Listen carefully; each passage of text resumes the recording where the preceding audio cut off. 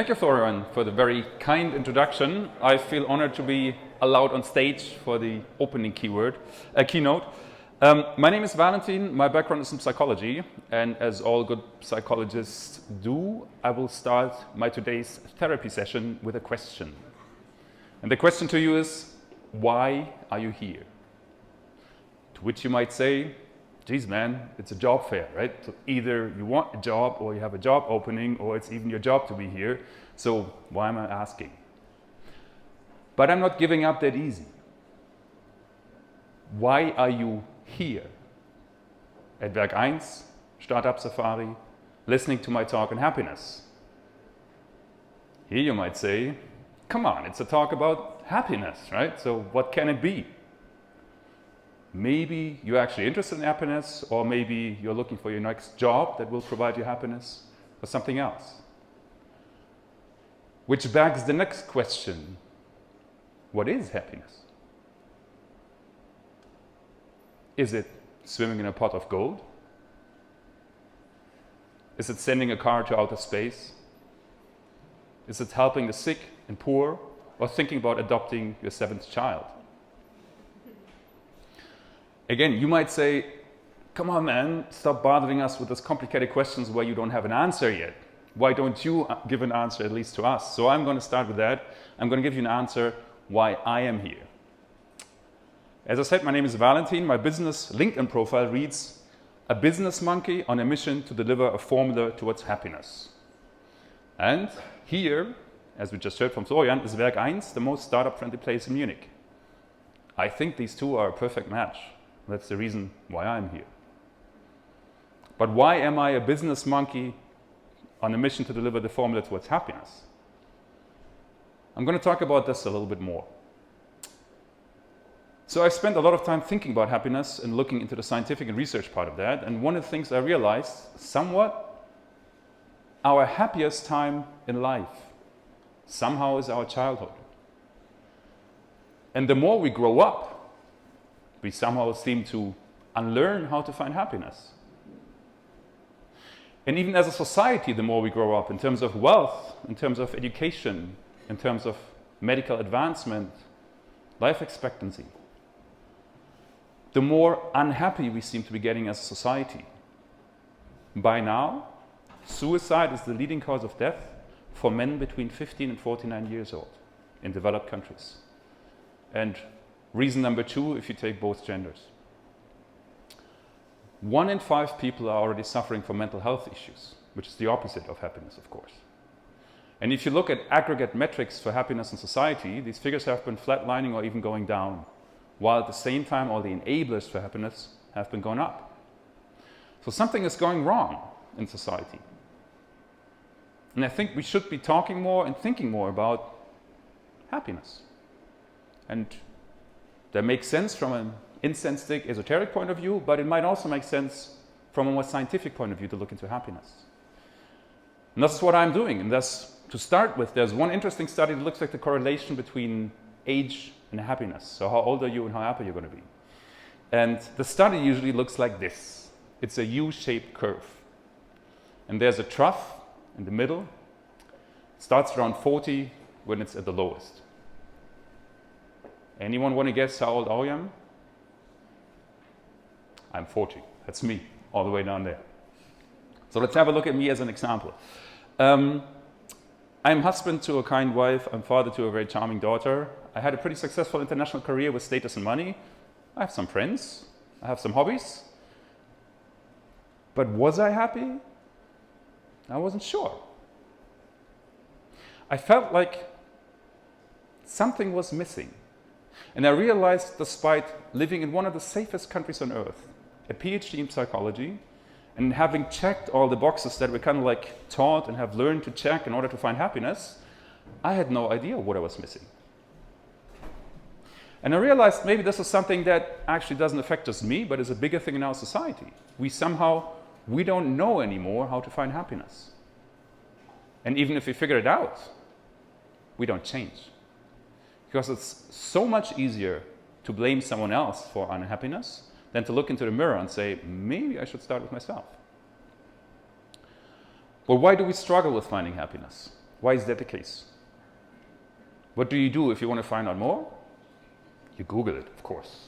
So that's what I did. And the one thing I realized that if you think about the pursuit of happiness, for me, I still remember that at least in the American Declaration of Independence, they have the three unalienable rights: life, liberty, and the pursuit of happiness.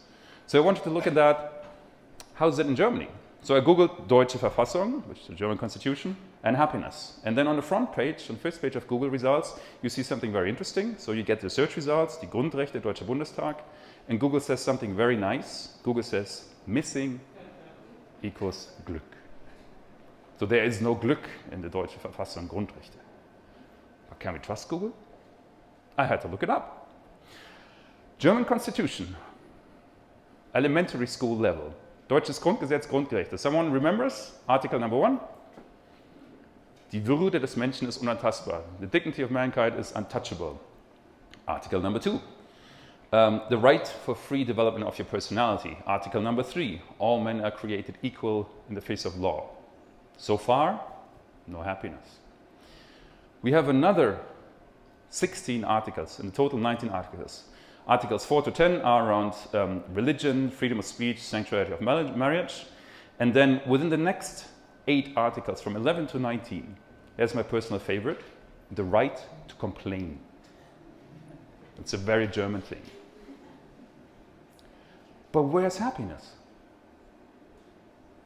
You can argue, of course, if your personality is to be a happy personality, there is somewhat the right in there. But if we have the space for 19 articles in that, and we have the space to say complaining as a word is in there, why didn't we have the space to write happiness in there? Aren't we maybe as Germans ready to be happy? Don't we deserve to be happy? What's up with us? The Germans in the room, or the people that have stayed here. I think one thing might actually be in language. So Glück, the German one, actually has 2 meanings. It means happiness and luck. In German, in English, there are 2 words for that. So that means maybe we're confounding that with the luck part, which is chance. And of course, you cannot strive for luck because that's chance in the end, right? Maybe that's one part of that. But it takes me back to my original question. What is happiness? And if you try to look into definitions of happiness, I haven't found a happiness definition that I really liked. It's really hard to find a good happiness definition. So I came up with my own definition of happiness in order to look at it a little bit more deeper. And maybe you're interested in the definition because it might help you as well. My definition of happiness is when your perceived reality meets or exceeds your expectations. So this is your reality. You have moments in your life where you experience something, and this is your level of expectation. And whenever something happens that meets or exceeds that, has the potential to be a happy moment. But if your expectations are disappointed, it's likely more an unhappy moment. And you can see one thing, actually you can see 2 things from that. The first thing is that the way I define happiness, it's not a permanent state, it's individual moments. Happiness are moments of happiness over time. And the second thing is, if you want to increase your happiness, you can see that there are 2 levers. The first lever is you can create more moments in your life that have the potential to be perceived as happiness. And the second is you can work on your expectations. The more you lower your expectations, the more likely a moment will be perceived as happiness as well. But as I said, this is like a more non-state view of happiness. So it's individual moments. I want to look a little bit more what does a happy life look like, or I would call this a fulfilling life. And again, there is no clear definition for a fulfilling life as well. And I had to come up with my own as well. And my definition of that is, a fulfilling life is when I perceive more happy moments than unhappy moments. So if I take all the moments I had from the happy side, put it in this bucket, and all the unhappy moments in there, and the balance tilts to more happy moments, I should be having a fulfilling and happy life. In this case, we can also derive a third lever that we can work on, because it's perception. We may all be created equal in the face of law, but we don't perceive equal. And actually we can train our perception and we can train our expectations as well. So just to put it on one slide again, happy moments for me is satisfied or exceeded expectation and ambition. And a fulfilling life is if I perceive more happy moments than unhappy moments. In turn, that means I have 3 levers on finding happiness in my life. I can create more happy moments, I can work on my expectation, and I can become more aware and maybe even training my perception to see more happiness and happy moments in life. And we'll spend the rest of my talk to talk a little bit more about the creating more happy moments. So how do we find more happy moments? There's a lot of research on where not to find happy moments. And the interesting part is it's kind of like counterintuitive to what we're kind of like trained to do. I could probably spend another 2 hours talking about the research studies, but I don't have the time and I don't want to keep you from the job fair. So I'm going to try to summarize that a little bit. So the levers we usually think about finding happiness is, of course, we all want money, we want a good career, right? We want that. We want status, we want success in job. We want to do good exercise, be healthy, diets, looking good. And we all think that we can do pretty smart decisions and we think that we have pretty good judgment. And the funny part is, all these levers, there are individual studies that say money is not the key to happiness unless you've reached a certain threshold. So there's a certain studies that say you need to have a certain threshold in developed countries before you before you see a decline or not an increase in happiness. But once you hit the threshold, and it's $75,000 gross in the United States, that's where the study is, you don't gain any happiness. Status, also not quite. Job success doesn't make you happy. Happiness makes you more successful in job. It's the other way around. There's a lot of interesting studies on that. So all the things that we assume that should maybe constitute a good job, or that I at least thought constitutes a good job and constitutes a good life, or at least many of them don't provide the happiness that we're actually looking for. So where do we find happiness? And if you look into research as well, and interesting enough, from ancient philosophy to current happiness research and positive psychology, there are 3 themes that keep recurring. And the theme number 1, a pillar or source of happiness, is having purpose in life.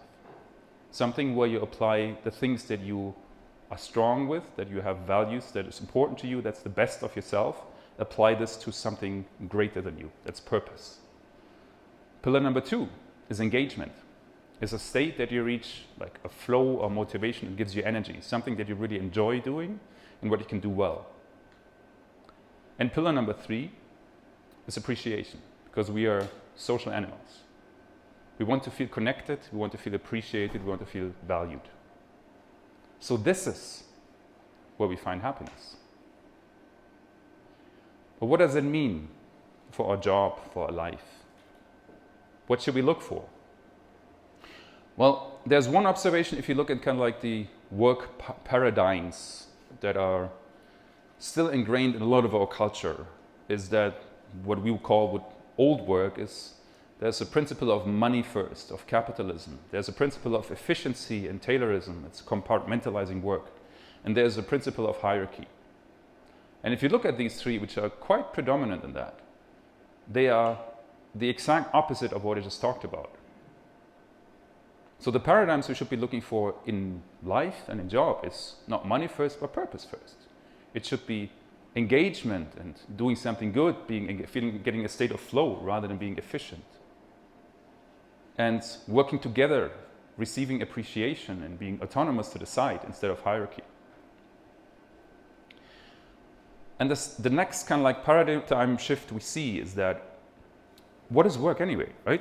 So aren't these kind of like blurred lines? I mean, from looking at your faces, I think most of you are more like Generation Z and millennials already. I'm the old guy in the room, or one of the old guys. So for you this might be clear already, but for me it took a while, right? The boundaries between what we call job and life, they're blurring. So what is job, what is work, what is vocation, in Deutsch Berufung, the things I do in life. These things blur, and they blur especially strong in the startup environment. because your private life becomes part of your job, and your job becomes part of your private life. And if you don't enjoy doing something at work, it's a significant part of your life that you're kind of like messing up. From these considerations, I founded the startup Zentor.